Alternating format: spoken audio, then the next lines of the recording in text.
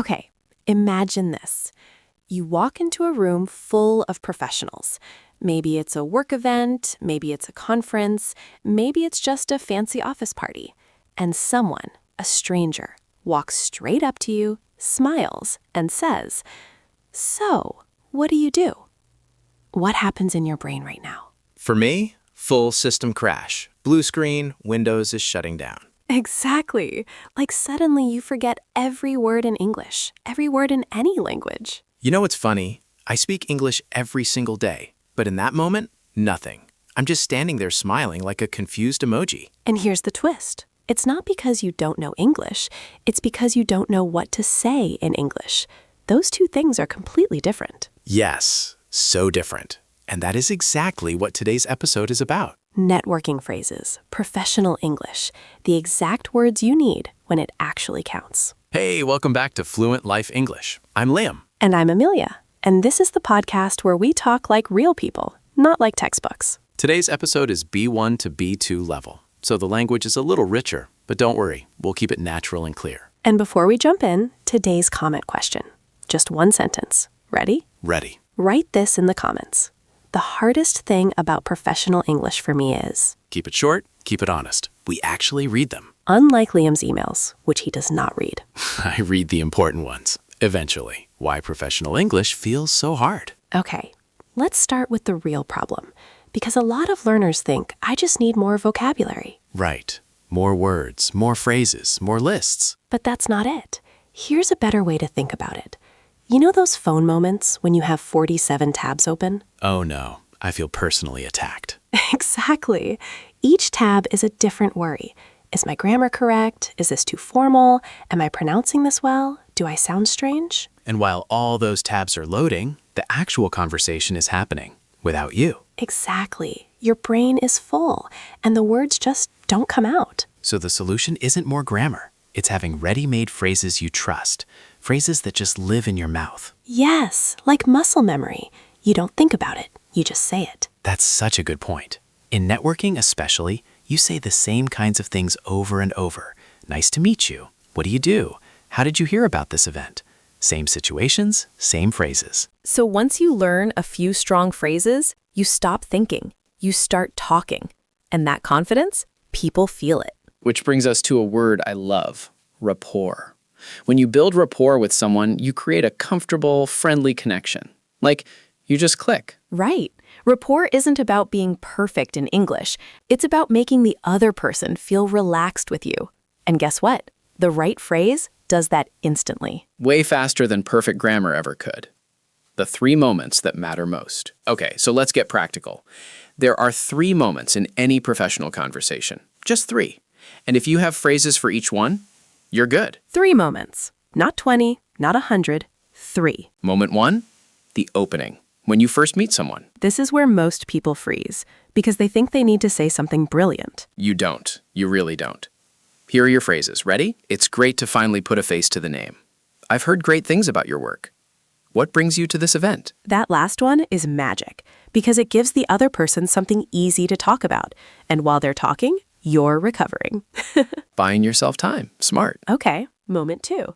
Keeping the conversation going.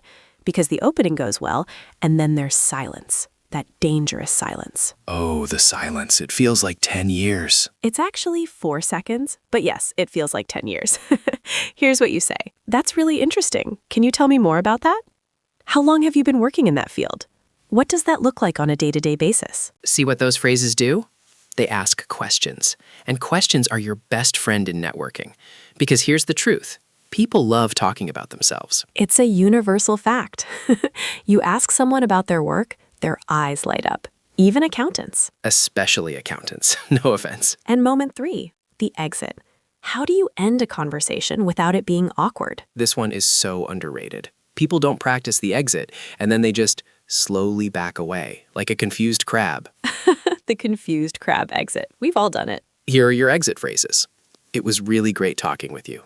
I'd love to stay in touch. Are you on LinkedIn?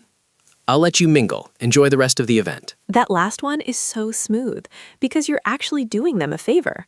I'll let you mingle. It sounds generous, not like you're escaping. Which you are, but they don't need to know that. What to say about yourself? Now, the question everyone dreads. So, what do you do? The big one. Most people answer with just a job title. I'm an accountant. I'm a teacher. I'm in marketing. And then silence again. Right, because a job title alone gives the other person nothing to respond to. It's a dead end. Think of it like a GPS. You give it an address, but if there are no roads, it just keeps recalculating. It doesn't know where to go. That's exactly what happens in the conversation. The other person is just standing there, recalculating. So here's the fix. Add what you do and one interesting detail, like this. I'm a teacher. I work with adults who are learning English for their careers. It's really rewarding.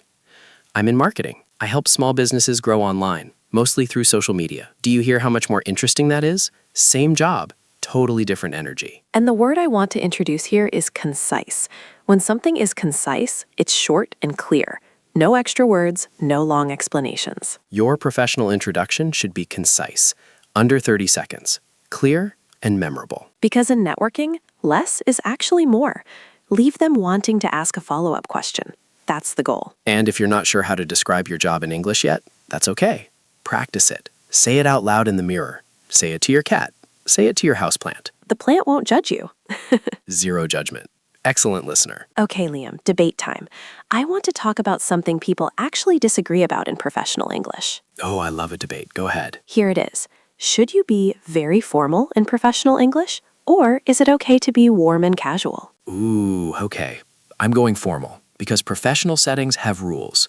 If you're too casual, people might not take you seriously. First impressions matter. You want to sound polished, prepared, professional. I disagree. I think being too formal actually pushes people away. Nobody wants to network with a robot. If your language is stiff and cold, people don't feel connected to you. And connection is the whole point of networking. But there's a difference between warm and unprofessional. You can be professional and friendly. Yes, that's exactly my point. The best networking language is professionally warm.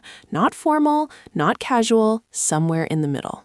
Okay, I'll agree with that. You win that round. The middle ground is this. Use polite, clear language, but let your personality show.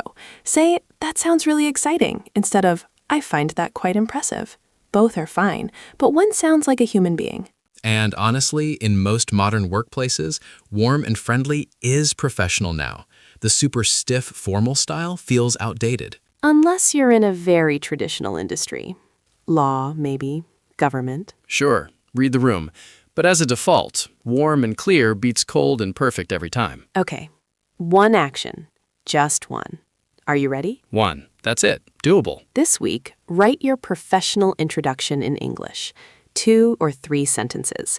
Your name, what you do, and one interesting detail about your work. Under 30 seconds when you say it out loud. Then practice it out loud. 3 times a day. Morning, lunch, evening. In the mirror, in the car, wherever. By the end of the week, it lives in your mouth. It's automatic. And the next time someone asks, what do? You're ready. No blue screen, no system crash. Windows stays online. Okay, word tour time. 8 words and phrases from today. We'll give you the definition, 2 example sentences, and then say it slowly so you can shadow with us. Let's go. Word 1, rapport. To build rapport means to create a warm, comfortable connection with someone. It happens naturally when 2 people feel relaxed together. She built rapport with her new colleague quickly by asking thoughtful questions. Good networking is really about building rapport, not just exchanging business cards. Repeat. Rapport. Rapport. Word 2. Concise. If something is concise, it is short, clear, and to the point. No extra words, no long explanations. Keep your introduction concise. 2 or 3 sentences is enough. His email was concise and easy to understand. Repeat. Concise. Concise. Word 3. Mingle. To mingle means to move around and talk to different people at a social or professional event. The event gave everyone time to mingle before the presentation started. She felt nervous about mingling, but managed to speak to 3 new people. Repeat. Mingle. Mingle. Word 4. Follow up. To follow up means to contact someone again after a first meeting, usually to continue a conversation or a professional connection. He sent a short email to follow up after the conference. Always follow up within 24 hours while the conversation is still fresh. Repeat. Follow up. Follow up. Word 5. Small talk. Small talk is light, friendly conversation about everyday topics. Weather, the event, weekend plans. Not deep, just warm and comfortable. Small talk feels uncomfortable at first, but it's an important professional skill. She started with a little small talk before getting to the main topic. Repeat.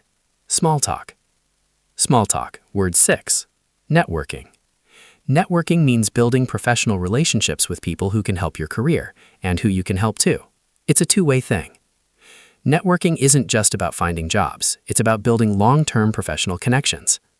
He found his current job through networking at an industry event. Repeat. Networking. Networking. Word 7. Elevator pitch. An elevator pitch is a short, clear introduction of yourself or your work, short enough to say in an elevator ride, about 30 to 60 seconds. She prepared a strong elevator pitch before the career fair. Your elevator pitch should be clear, confident, and end with something memorable. Repeat. Elevator pitch. Elevator pitch. Word 7. Stay in touch. To stay in touch means to keep in contact with someone over time, not just one meeting, an ongoing connection. It was great meeting you. Let's stay in touch on LinkedIn. They stayed in touch after the conference and later worked together on a project. Repeat. Stay in touch. Stay in touch. And that is a wrap on today's episode of Fluent Life English. If this episode helped you, please like it, subscribe, and leave us a comment. Remember, finish this sentence. The hardest thing about professional English for me is... Your answer helps other learners feel less alone, and it helps us make better episodes for you. This is Amelia. And this is Liam. And remember, The right words open the right doors. See you next time.